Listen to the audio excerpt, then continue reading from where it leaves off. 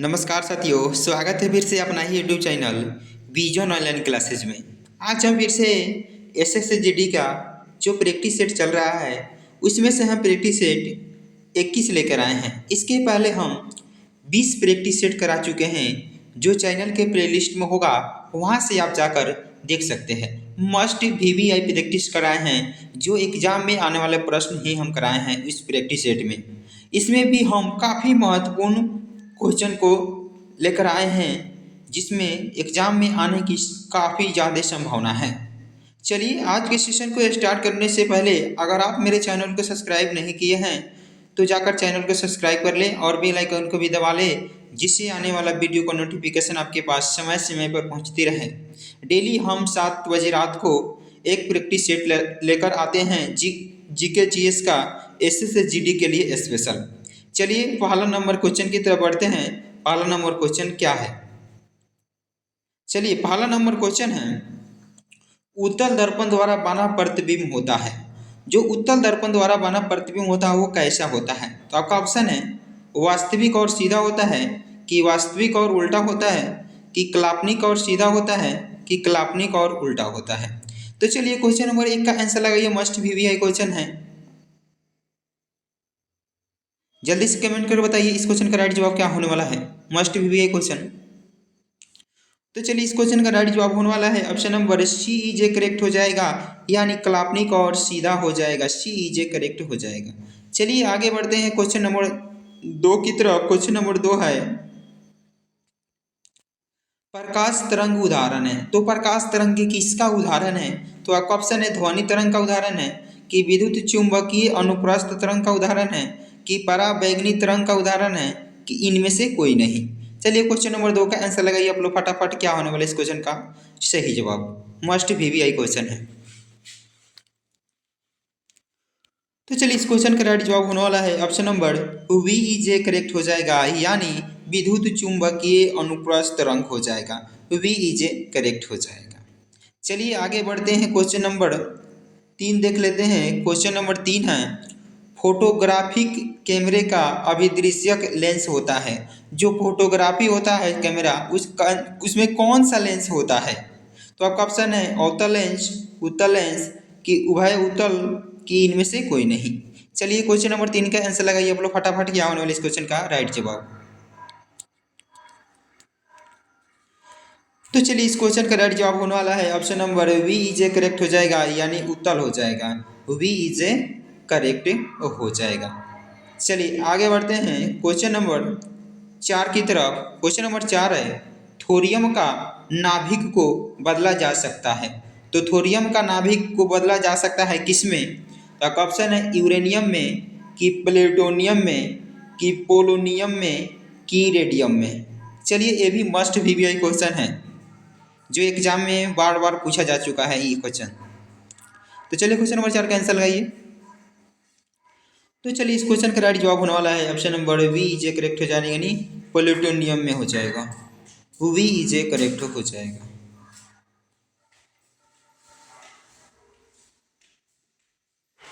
आगे बढ़ते हैं। क्वेश्चन नंबर 5 है, सूक्ष्म धुलाई के काम आता है।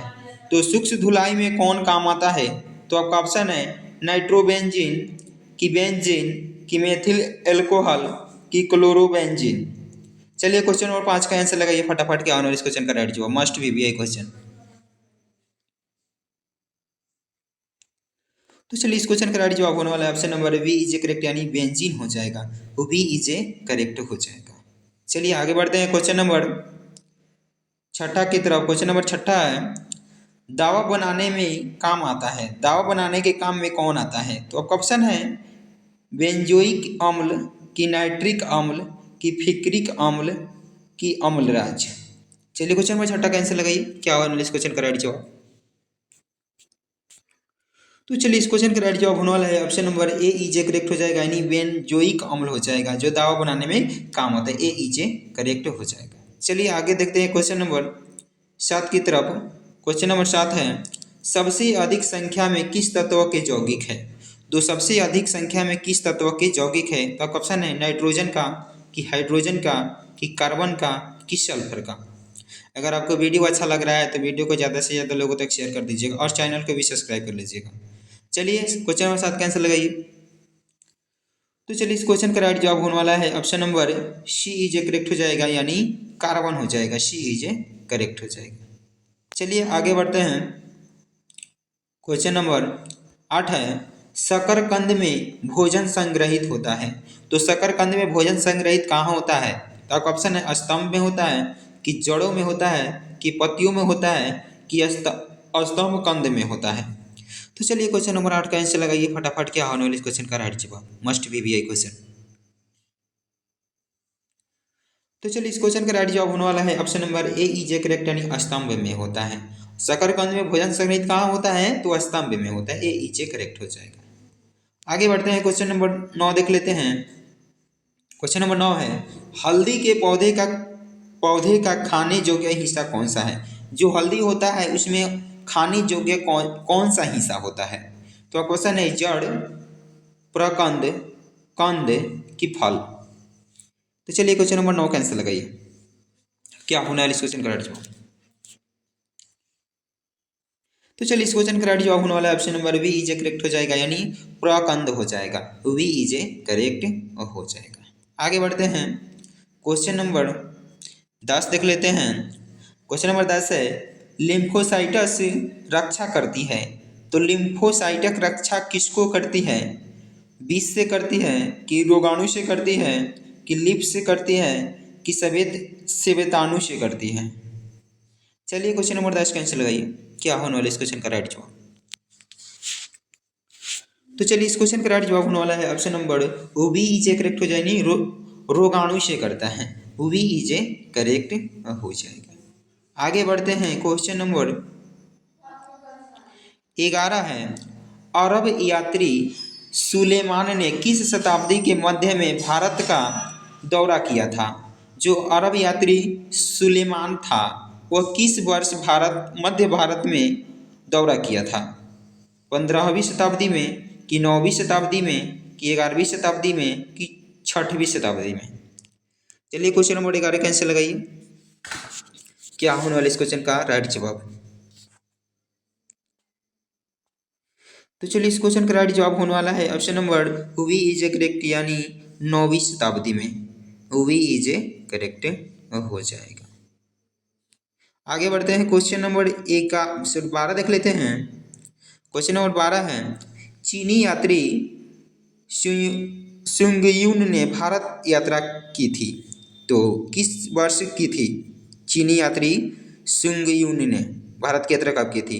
आपका ऑप्शन है 515 से 520 ईस्वी में, कि 525 से 529 ईस्वी में, कि 545 से 552 ईस्वी में, कि 592 से 597 में? तो चलिए क्वेश्चन नंबर 12 कैंसिल लगाइए।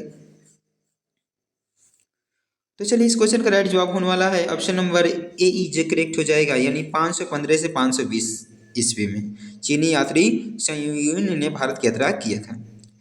ए इज करेक्ट हो जाएगा। आगे बढ़ते हैं, क्वेश्चन नंबर 13 है, भारतीय यात्रा में फाहियान ने एक अस्पताल का उल्लेख किया था, यह स्थित था। तो किस जगह पर यह स्थित था अस्पताल? तो आपका ऑप्शन है उज्जैन में था, कि कौशाम्बी में था, कि ताम्रलिप्त में था, कि पाटलिपुत्र में था? चलिए क्वेश्चन नंबर 13 का आंसर लगाइए। क्या होने वाला इस क्वेश्चन का राइट जवाब? तो चलिए इस क्वेश्चन का राइट जवाब होने वाला है option number D is correct, यानी पाटलिपुत्र। पाटलिपुत्र कहाँ पड़ता है? तो बिहार में पड़ता है, पटना जिला में पड़ता है।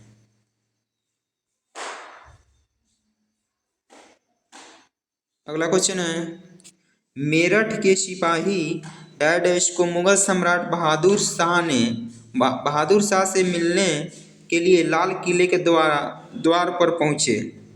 तो कब पहुँचे थे? तो आपका ऑप्शन है 11 मार्च 1857, 10 मार्च 1857, 10 मई 1857, कि 11 मई 1857?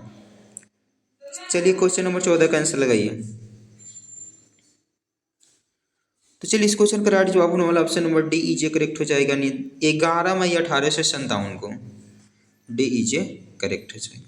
आगे बढ़ते हैं क्वेश्चन नंबर 15 की तरफ। क्वेश्चन नंबर 15 है 1857 में शाह मल ने किस स्थान पर विद्रोह का नेतृत्व किया था।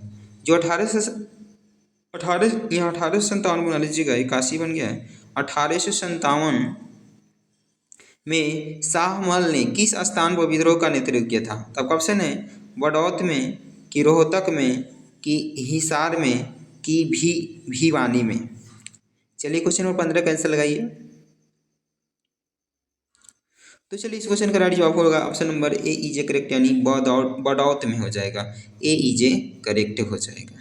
आगे बढ़ते हैं क्वेश्चन नंबर 16 देख लेते हैं। क्वेश्चन नंबर 16 है कुचिपुड़ी की उत्पत्ति निम्नलिखित में से किस राज्य में हुई है। तो आपका ऑप्शन है तमिलनाडु राज्य में, कि केरल राज्य में, कि गुजरात में, कि आंध्र प्रदेश में। चलिए क्वेश्चन नंबर 16 कैंसिल लगाइए। कुचिपुड़ी का उत्पत्ति किस राज्य से हुई है। तो चलिए इस क्वेश्चन का राइट जवाब होने वाला है ऑप्शन नंबर डी इजे करेक्ट हो जाएगा, यानी आंध्र प्रदेश में हुई है। आंध्र प्रदेश की राजधानी कहाँ है, तो अमरावती हो जाएगी। गुजरात की राजधानी कहाँ हो जाएगी, तो गांधीनगर हो जाएगी। केरल की राजधानी क्या हो जाएगी, तो तिरुवनंतपुरम हो जाएगी। और तमिलनाडु की राजधानी चेन्नई हो जाएगी। चलिए आगे बढ़ते हैं। इसका आंसर हो जाएगा डी, डी इजे करेक्ट हो जाएगा।